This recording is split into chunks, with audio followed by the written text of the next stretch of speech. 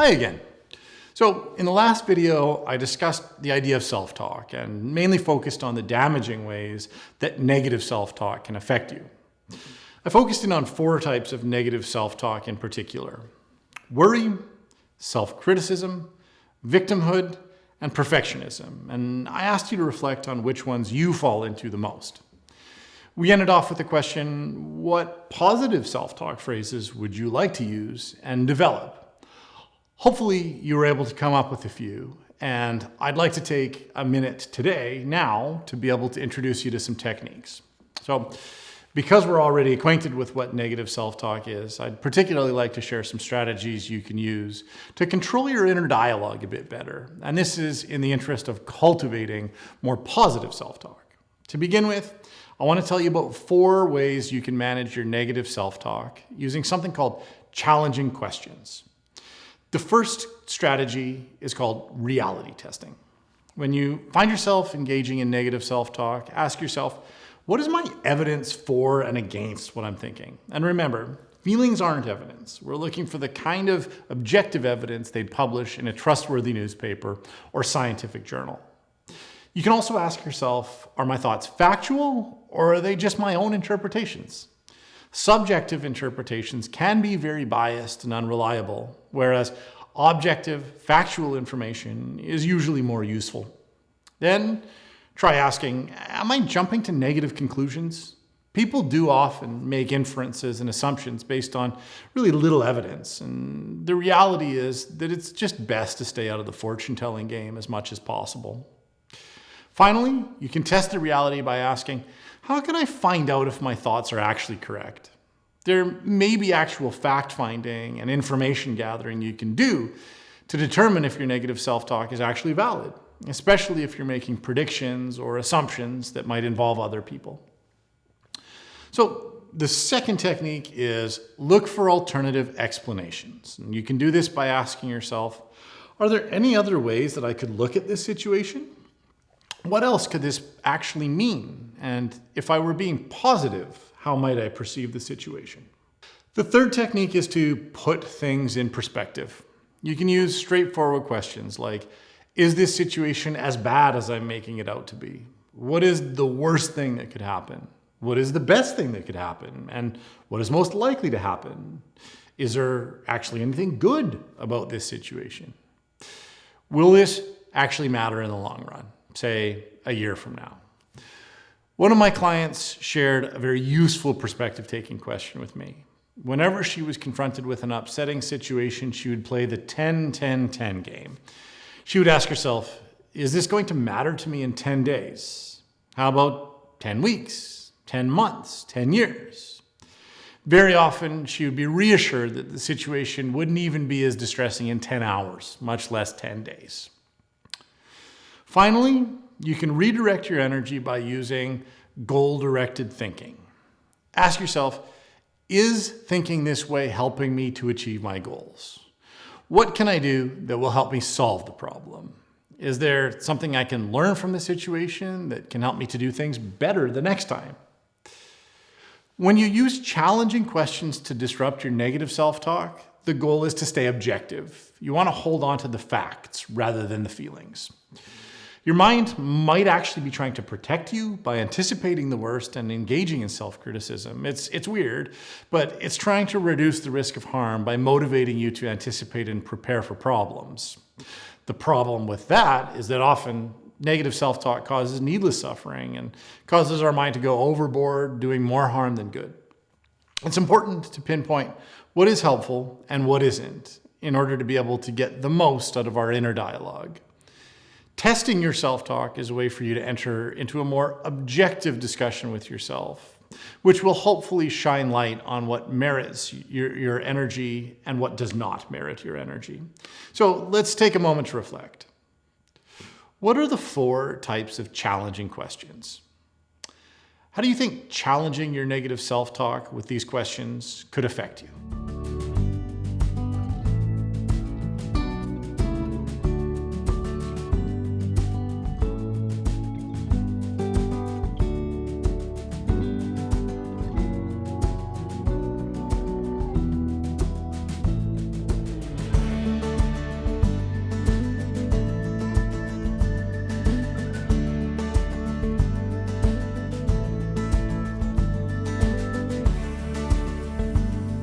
Another approach you can use to deal with negative self-talk is to replace it with compassionate self-talk.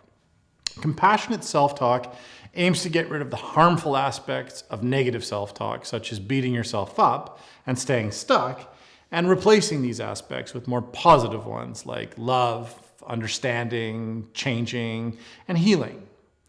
I know this isn't necessarily easy, but it's certainly a doable thing with practice. Often we find ourselves in negative cycles just because they're familiar to us. This doesn't mean that we like the pain, but since we know it well, it somehow feels less risky to just stay in it. However, choosing positivity and kindness, while it probably won't feel natural at first, the more you do it, the easier it will get. Remember, it's really about replacing old, unhelpful habits with new, healthy ones. When practicing self-compassion, maybe try to explore the underlying reason for why you're feeling the way you feel. What is this really about?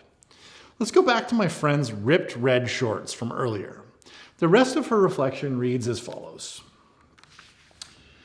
I felt really embarrassed when someone said my bike shorts looked like I got in a bike accident. I thought that I was stupid for thinking those shorts were cool in the first place. But telling myself that I was stupid, what was that really all about? Was I actually stupid? No. It's a pair of shorts. It isn't that deep. What my self-talk was really about was feeling invalidated in my choice of taking a risk with my clothing. I allowed someone else's opinion to override my own self-validation in my decision-making. Obviously, my friend has worked hard to understand her feelings and see how her self-talk influences them. In this situation, it seems pretty clear that her self-talk said, "I'm stupid," and that unkind message led to shame, embarrassment, and self-doubt. So next, I'd like you to try to imagine how you would talk to a kid or a friend who's experiencing something difficult that you have experienced. How would you speak to them? You might take a comforting approach and offer reassurance that it isn't the end of the world and their feelings are valid. If I had the chance to talk to someone like my friend who was feeling ashamed about a clothing choice that they were originally excited about, I'd try to be comforting. I might tell them that, hey, you tried something new and that takes gumption. Maybe it didn't pan out the way you thought it would, and of course, getting made fun of is never a good feeling. But if you're happy in what you're wearing, then maybe you should just own it. So please, take a minute to reflect. How would you talk to a kid or a friend that was going through something distressing? Now, try flipping the script back onto yourself and use the same words of reassurance that you just used for the other person. How does it feel? Weird, right? But maybe kind of good too?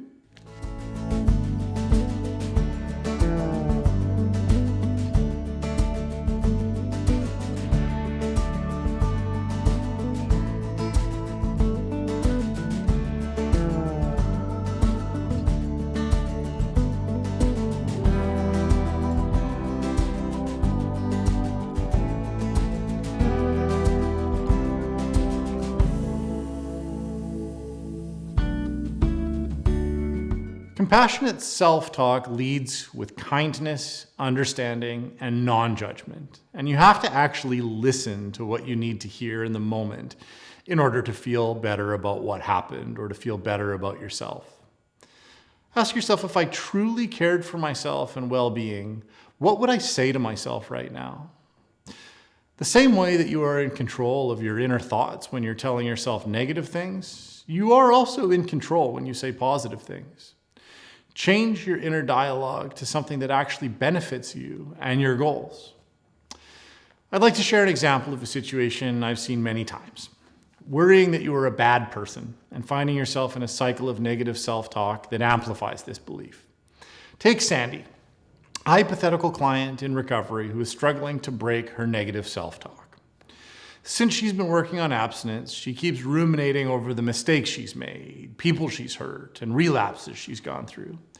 She repeats these events over and over in her mind and keeps telling herself that she's a bad person who doesn't deserve and can't achieve happiness. Her self-esteem is low, and she fixates on the idea of drinking or using. Now, this situation can proceed in one of two ways. First, Sandy lets her emotions and thoughts run amok. and makes no effort to change her situation or internal dialogue.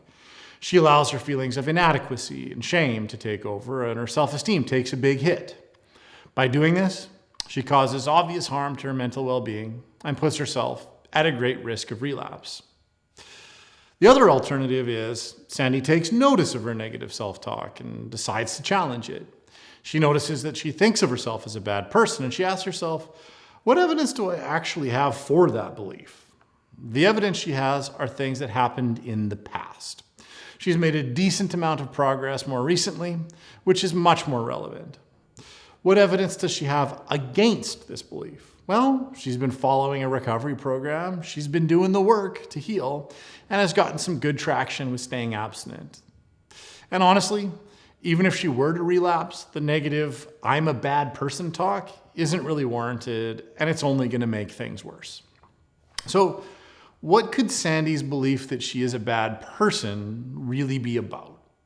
It may be because she's finally taking accountability for her mistakes, and that's a painful process. A way to reinterpret this is to try to recognize your faults, take responsibility, and make active changes to try to prevent those mistakes from happening again in a self-compassionate way. This is exactly what Sandy's been doing in the second scenario. Will negative self-talk help her achieve her goal of abstinence? Nah, it's actually holding her back. Forgiving herself and recognizing that her feelings are just symptomatic of her recovery will help Sandy push forward and continue pursuing her goals. So, does Sandy's situation sound familiar to you? How would you approach your negative self-talk now with the skills that I've talked about in this video and the skills you've already learned in the HBR program?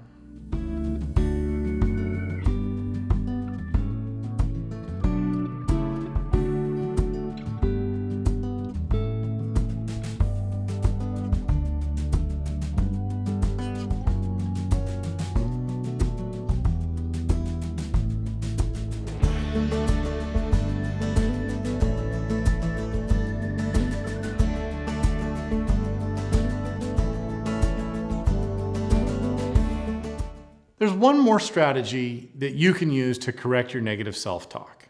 Trying to take note of what your triggers are and of the things you ruminate about the most. Something I like to ask my clients to do is write down both. Number one, their triggers, and number two, the things they tend to ruminate about or fixate on the most. In doing this, I'm trying to get a sense of what their negative self-talk is all about and what it sounds like. I'll usually ask them to bring their notes to our meetings so we can kind of deconstruct and challenge them together. You could do this on your own as well, or with the help of your recovery coach. Seeing what's going on in your mind on paper in front of you can really help you gain more awareness and help you to develop your positive self-talk and cultivate challenging questions that work for you. I have a video about journaling where I talk a little bit more about this idea of writing down your thoughts, but basically it's a helpful tool for processing emotions in real time. And it can also give you an opportunity to return to those thoughts later when you aren't necessarily as emotionally charged. This can make it a bit easier to look at your thinking objectively and correct your thoughts accordingly. Using challenging questions to improve your self-talk is a simple but powerful technique. Take a sheet of paper and write out, what is it you are beating yourself up about? Write out the challenging questions and write the answers to those questions. And then perhaps try to end with some compassionate, for instance, validating or reassuring words.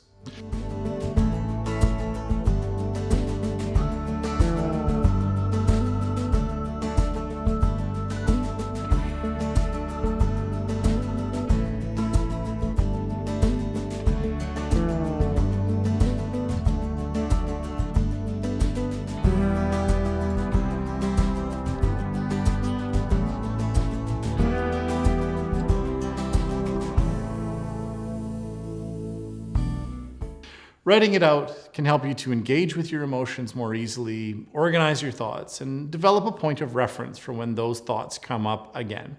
It's a way of making your self-talk intentional and specific. As you use these techniques, try to remember the main principles of positive self-talk. Stick with the facts, be a friend to yourself, and practice makes perfect. Thank you.